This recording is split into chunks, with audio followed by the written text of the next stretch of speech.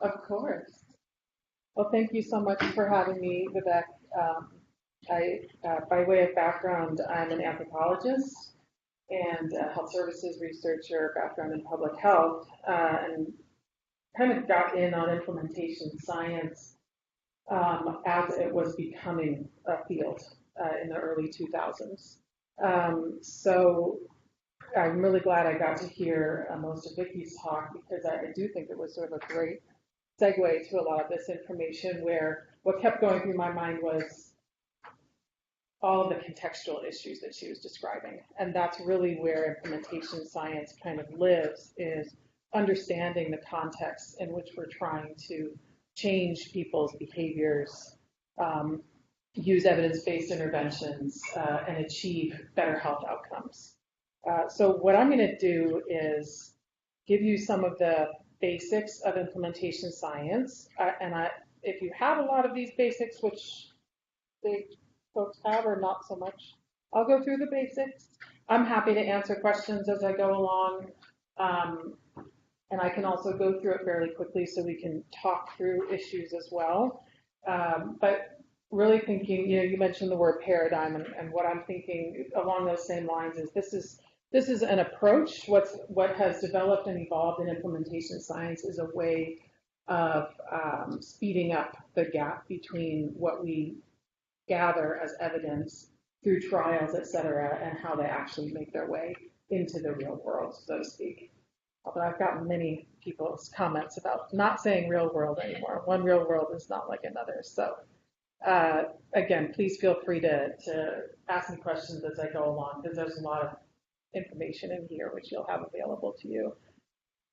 So of course, none of this work happens on our own independently. I get to work with lots of amazing people and do lots of really interesting implementation research, which I'm happy to share, some of which involves some mHealth, some telehealth, so some strands of familiarity in there. And of course, as a government employee, I have to mention that these are my views and not those of the government per se. So I just want to go through a real quick overview of implementation science, give you some definitions and some components, really thinking about, okay, if I'm going to do implementation research, and furthermore, if I want to try to get funded to do implementation research, which I'm assuming you're all interested in receiving funding, what kinds of things do you need to be aware of and to develop in your own thinking as much as time allows for how do we kind of look at these components with the mHealth interface. And then just some reflections in looking at some of the literature and doing a little bit of this work myself on the state of implementation research in mHealth. So we kind of earmark implementation science as a field with the launch of the Implementation Science Journal, which started in 2006. We started doing this work roughly 2002, 3. We were starting to have meetings, field conferences, that type of thing. And then, once a journal takes hold, that a field has kind of become something of its own. So Martin Eccles and Brian Mittman were the founding editors of implementation science, and they defined it, and this definition pretty much has held up over time, that it's the study of ways to promote the systematic uptake of research findings and other evidence-based practices into routine practice. An important part of this definition is that it includes the study of influences on healthcare professional and organizational behavior. So whereas previous to implementation science, our work might have focused on patient behavior, individual level behavior, what we pay a lot more attention to in implementation science is understanding that context, the healthcare context, the providers who are in it, and the ways that organizational behavior affect uptake, sustainability, et cetera, of interventions. A later highly influential paper, and I have a list of references at the end for sort of core papers in implementation science. Those are all available to you at the end, where Jeff Curran and colleagues proposed a typology of study designs in implementation, which I'm not going to really have time to get into today, but happy to touch on if you're interested. called Hybrid Designs. But in that paper, they said that implementation science is an effort specifically designed to get best practice findings and related products into routine and sustained use via appropriate uptake interventions. These days, since that paper, there's been a lot of work on this issue of uptake interventions, which maybe you've heard of as implementation strategies, which I will talk about in a minute. But key to all these definitions of implementation science is that this is a very active approach. It's an active way of thinking about how do we change what people are doing and how they're doing it, and change is really at the heart of it. So the idea is you are trying to change something, and in some cases, now more recently, there's been a lot of effort around de-implementation as well. So you're not only trying to get people to do things, but in some cases, you're trying to get people to stop doing things that don't have an evidence base or that aren't efficacious or effective. And that's a really interesting area. Another harbinger, of course, of a field taking hold is funding mechanisms being available to fund this type of work. And at first, we had ad hoc review committees. Now we have a standing D&I, Dissemination and Implementation Committee at NIH. There are several requests for proposals that pertain directly to implementation research. And I recommend just taking a look at how implementation is conceptualized and dissemination is conceptualized in these program announcements. Because first of all, of course, they're giving you that sense of where NIH is thinking about implementation, but also they're giving you a little bit of that background. So the way that I think about why implementation research even came about was that we were seeing that there was all this money being spent on developing interventions like the shiny toy that you mentioned. We can spend millions of dollars on interventions and they're beautiful and wonderful and do great things in trials, for example, but then we try to actually put them into place in those real world settings and things fall apart.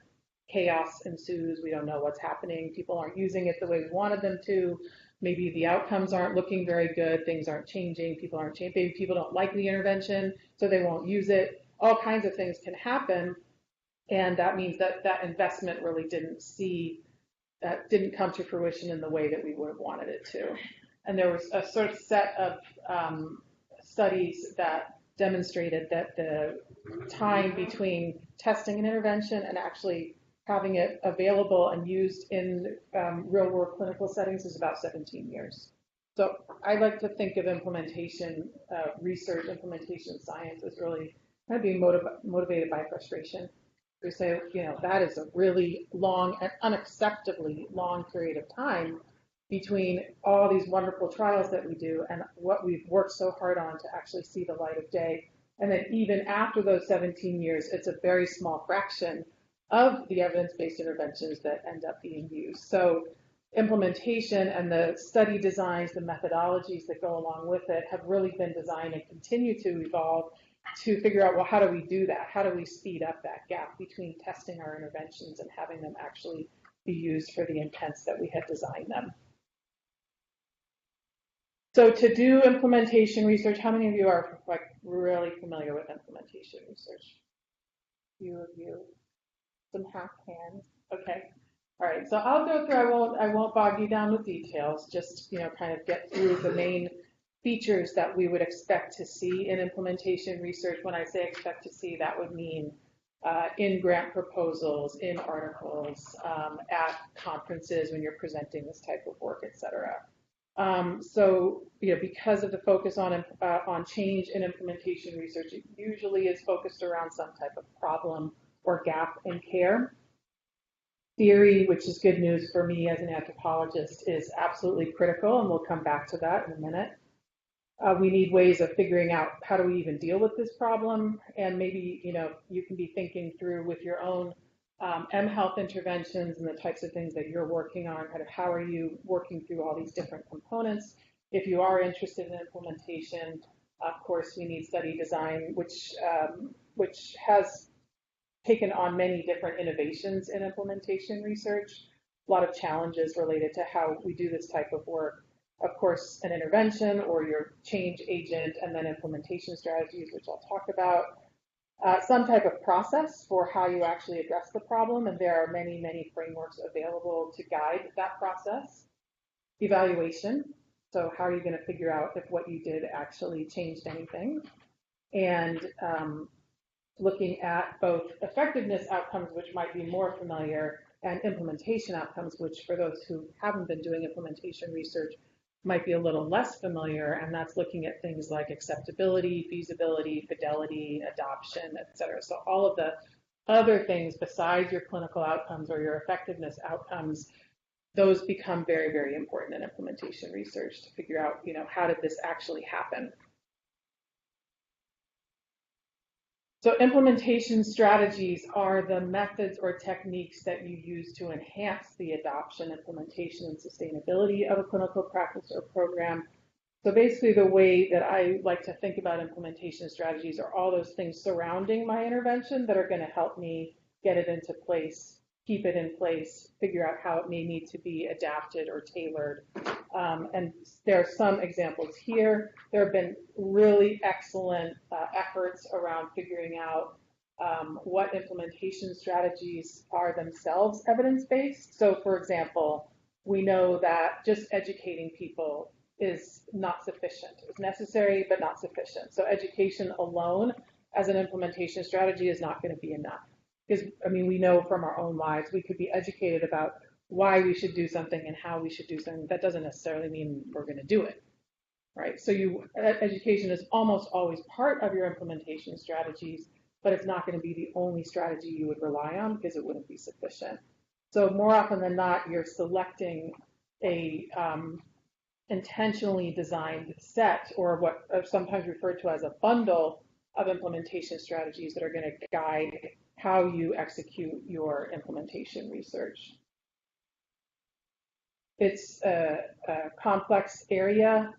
There are many, many implementation strategies available. In one review, they found 68. Another review, they found 93. As with any new field, when you're starting to develop terminology and rubrics, there can be a lot of variation. And so what we see with implementation strategies is that they're not often well defined or specified. And we don't have the strongest sense yet of what strategies work best under what conditions. So similar questions we'd ask for interventions, we're now asking about implementation strategies. So of these 10 implementation strategies that we're using, which ones matter the most, when, how much of them do we need, et cetera. So that's a lot of the work that we're doing in my implementation studies. So just some things to think about when you're figuring out what strategies do we want to use, and there are excellent tools and resources available for this. Is just, first of all, why are you even choosing this strategy? Why is this the right strategy for your particular intervention? And it was interesting just thinking about your email, Vivek, about mHealth interventions, the modalities going straight to patients. What's been interesting in the implementation strategy literature is that the strategies don't tend to be patient-focused strategies because that's been more in the domain of like health psychology. And so they've been more, strategies have been more focused on organizations, providers, and less so kind of targeting the patient or the end user, him or herself. I think that's a really interesting area that's growing in attention in this field, is kind of, are there strategies that we would want to target to patients themselves? And I'd be interested in hearing your thoughts on that in your own work. You can choose some kind of combination of strategies, however complex you feel that might need to be for your study. You need to think about who is actually going to do the strategy. So is it going to be you as the investigator using that strategy? Are you going to put the strategy in the hands of, for example, your providers, your administrators? And if so, how are they going to do that? When are you using it? How will you use it, et cetera? And there's an excellent paper by Enola Proctor that would actually help you just lay out a whole table to be able to answer these questions if you're trying to set your study up to look at these strategies. Any questions about strategies? Okay. You understand that? Easy.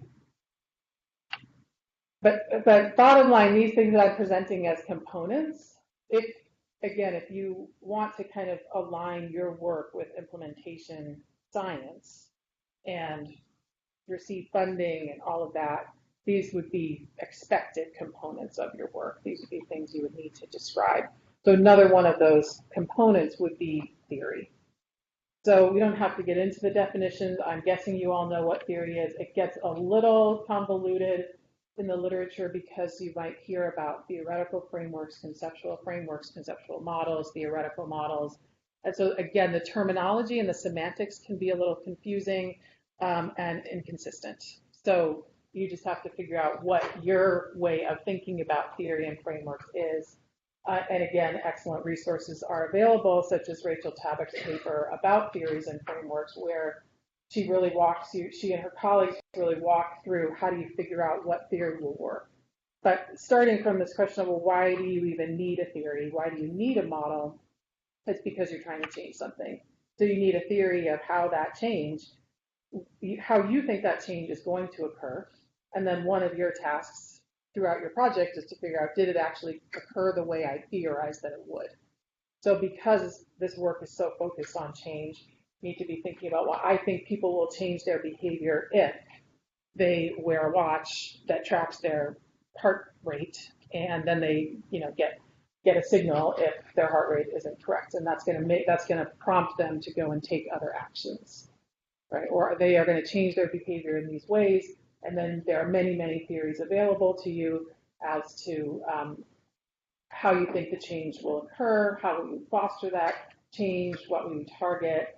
And furthermore, most of the models available give you some type of rubric for the process or the phases of change that you would want to take place over time.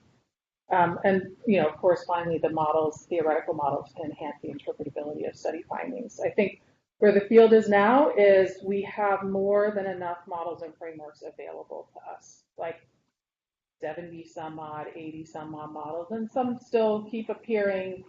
But I think general consensus in the implementation community is there should be enough for you to draw from. You don't have to design your own model. Maybe you need to combine one or two. Maybe you have a process framework and a theoretical model that you need to combine to be able to align with your study. But there's more than enough out there to choose from, and many, many review papers that help you figure out, what framework or theory would be applicable for your particular intervention. So it was about a 5-minute overview of theories and frameworks. Any questions about that? Okay, you guys are very quiet. I'm assuming you just know all this stuff. Evaluation, what I was observing in the mHealth literature, and you all are more expert than I am in this literature, but what I was observing, one, which comes up on a later slide, is in several reviews they identified, to go back to theory for a minute, they identified actually a lack of explicit behavior change theory in many of the mHealth studies that were published. So there really wasn't a clear sense of what the theory was that was driving the study design, et cetera. And there was also a lack of evidence as collected through implementation evaluations.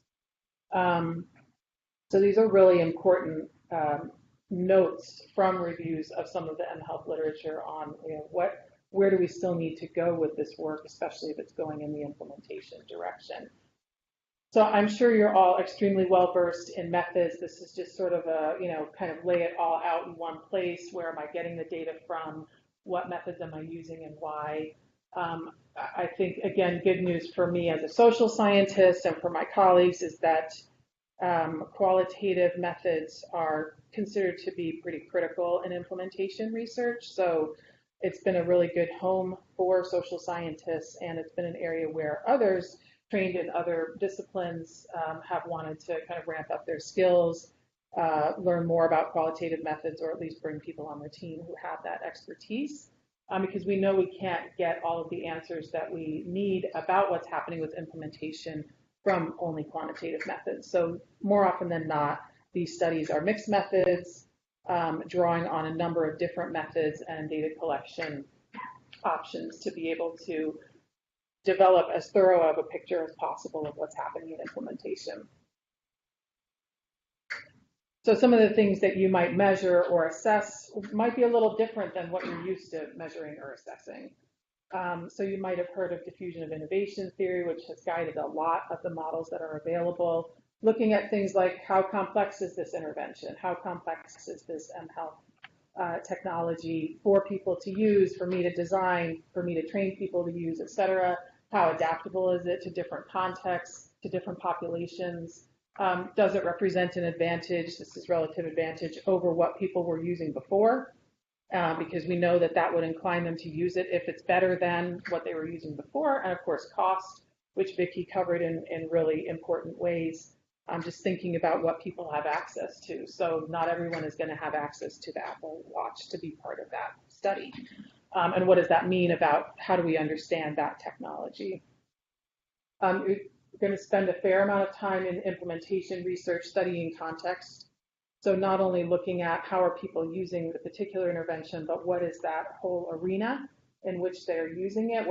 We look at things like culture and climate, lots of measures available for organizational climate, organizational readiness for change might be some of the things you're hearing about. We know how pronounced of an impact leadership can have on implementation. So we're often taking a very close look at what's happening with things like leadership buy-in, leadership support, leadership culture, autonomy, individuality, that type of thing, and structure and infrastructure, and then many, many things that we need to understand about the people, the humans who are actually using these interventions, who are helping people use these interventions, who are helping the people who are using the interventions, et cetera. So looking at things like knowledge, attitudes, beliefs, efficacy, readiness, commitment to the mission, if you're looking at providers. We often look at degree of burnout, and there have been several strong studies that show how many combinations of these factors can facilitate or serve as pretty substantial barriers to implementation. So that's why we need to understand, usually even before we start doing anything, what are the contexts and people look like? What am I walking into? How might I need to adapt and tailor, as Vicki talked about? Just doing that front end formative work to figure out, well, how is this even going to work in this setting with these people under these circumstances, et cetera? What are all the factors that I need to take into consideration that maybe when I first tested this intervention, these were not issues, but now they are because I'm trying to move this intervention into new spaces. So I just wanted to go over a couple of points from what I could discern from the state of implementation research in mHealth. But again, I'm interested in hearing what you all are thinking about and doing, and if you have any questions or thoughts or comments on these couple of points. What I was struck by was how much of the mHealth work is being done in developing countries, mostly international settings. But this World Bank report review of about 500 pilot studies found that there was really not very much information available about uptake, the strategies that were being used, the efficacy or the effectiveness. So again, that evidence was kind of lacking in these studies. And the question they were asking in this review was, are we ready to scale up mHealth interventions? And in looking at all of these pilot studies, one of their conclusions was there's some missing features, like evidence to support the idea that we should scale it up.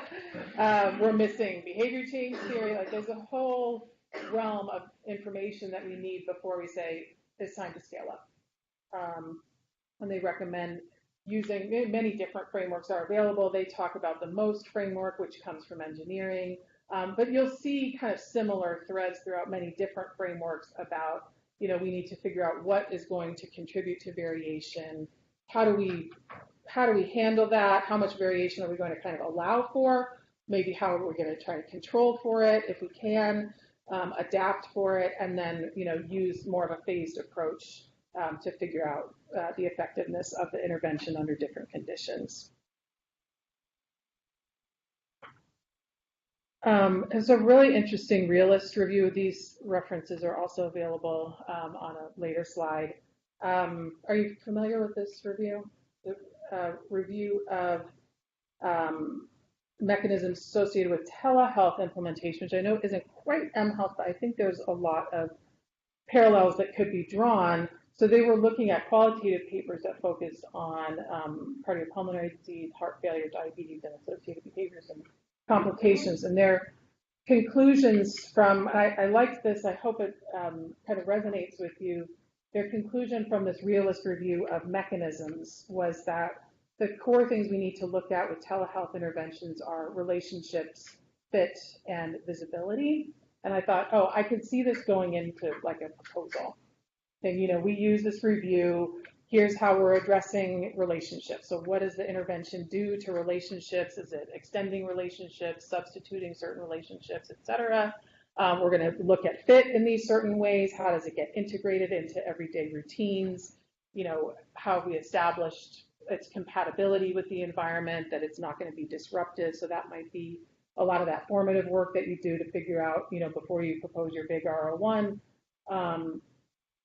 that you've done the preliminary studies to understand compatibility, disruption, fit, et cetera, and also this idea of visibility. So with the telehealth interventions or mHealth interventions being more visually based, how do these interventions affect knowledge, motivation, empowerment, et cetera?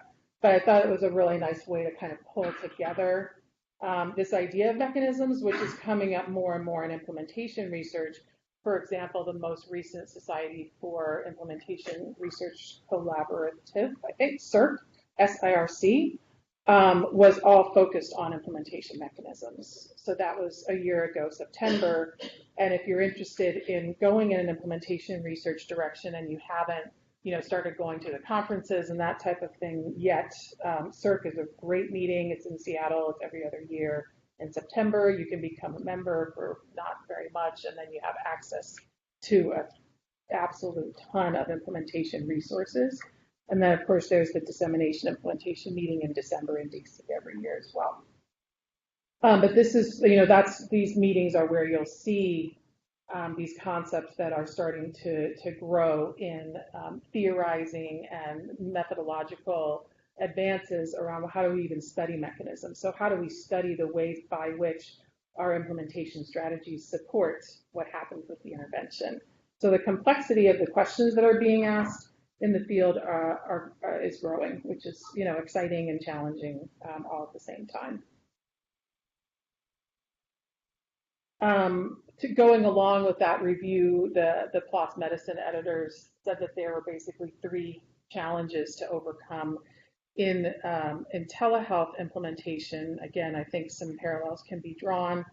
So looking at the interoperability of systems, looking at open standards and access to the telehealth or mHealth, especially since so much of this work is being done in low and middle income countries, and what access do they have to resources, and evaluation. So they said, you know, we need to figure these 3 things out in telehealth implementation and address them. And again, I think these are things that would work really well to kind of convey the structure and design of one's implementation study in mHealth. So not only does it work, which is when I looked at a lot of the empirical studies, obviously not all of yours, but when I looked at the empirical studies that were saying they were implementation, they were mostly looking like effectiveness studies and not really including these other components and getting into more of these questions of why and what and under what conditions a particular intervention or mHealth modality works or does not work. So I'll catch us up on time a little bit, depending on all of your questions. Implementation is not for everyone. It is a very, very messy field. It is unpredictable. It is nonlinear. You can set out the most beautifully designed study where you think you've taken everything into consideration, and nothing will happen as planned. And I've experienced it many, many, many times. We now have a wonderful and growing body of protocols that are published in Implementation Science, BMC Health Services Research, other journals, where you can see it's basically people's proposals, but in a protocol form. But you do those protocols before you actually analyze data. So what happens in the study is not reflected in the protocols, but I can guarantee that the protocols I've published did not actually happen the way they were designed to happen in any way, shape, or form, which I like. I think it's very interesting, and it keeps me on my toes to do this work that's highly unpredictable. But there are folks who just find, it's a little too many moving parts, and I don't know what's happening, and I can't control anything, and so that's not comfortable for everyone. Because implementation is, I'd say, pretty inherently mixed methods. If you really need a team, I wouldn't recommend doing it on your own. You need people who have training in different disciplines, who bring in different methodological expertise, different philosophical paradigms, et cetera, to be able to do this work well. Because there are so many different things that are shifting. Even before I came here this morning, I called one of my best friends who's an implementation scientist and a clinical psychologist who does a lot of mHealth, and she was able to kind of bring in even some of the additional points that I've made today. So it's one of those sort of communities of practice that I think you'll find, if you're not already in it, is very welcoming, really interested in kind of pushing the envelope and how we do this type of work. A lot of mentorship and trainings available, some of which I've had the good fortune to participate in. I would say that implementation will make you question basically everything you thought you knew. It has made me question everything I thought I knew. It still makes me question what I think I know pretty much on a daily basis. So again, it keeps you really kind of challenging yourself and your colleagues all the time. A model is really your best friend. People think, well, I just need to stick this model in my proposal because it has to be there. No, it actually should be very meaningful and very applicable to what you're interested in studying. And it should help you, should be something that really guides you. Like in our studies, we go back to our models often and say, where are we in this? Have these different dimensions of the model kind of panned out the way we thought they would? If not, why not, et cetera. I'd say because the field is still relatively young, we're not even at 20 years if we look at the journal as sort of the benchmark of, okay, implementation science started when there was a journal by that name. There's still a lot of variation in terms of terminology and concepts. So thankfully, there's many, many efforts to not standardize, but just be consistent with how we're framing this type of work. But it's still nonetheless important to define whose terms are you using, whose concepts, whose rubrics, et cetera. And there are many experienced implementation scientists out there who are really willing to help for people who want to do this type of work. So here are the few mHealth references, and then there's a handful of key articles. If there's a lot of interest, I have a much longer list that I can send to you if you all want it, that's sort of broken down by the different topics that you might need to be aware of in the field. And now I want to hear what you're thinking about, if we have time. Okay.